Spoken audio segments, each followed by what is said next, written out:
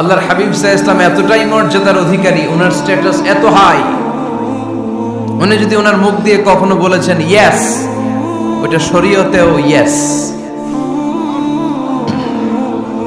উনি যদি মুখ ফসকে কখনো বলেছেন নো, মানে না, এটা শরীয়তেও না। তার মানে উনি হ্যাঁ বললে এটা হালাল হয়ে যায়, উনি না বললে এটা হারাম হয়ে যায়। উনি আঙ্গুল তুললে চাঁদ ভেঙে 2 ভাগ হয়ে যায়। উনি জমিন থেকে পা উপরে উঠালে আল্লাহর আরশের দিকে মেরাজে চলে যায়।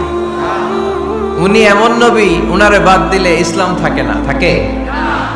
উনি এমন রাসূল, উনারে বাদ দিলে কোরআন বোঝা যায় না, কারণ কোরআন ওনার উপর নাজিল করেছে কে? আল্লাহ। উনি এমন হাবিব, যাকে বাদ দিলে হাদিস বোঝা যায় না, কারণ এই হাদিস হচ্ছে এই প্রিয় নবীর মুখনিসৃত বাণী, ঠিক কিনা? উনি এমন রাসূল, যাকে বাদ দিলে সালাত বোঝা যায় না,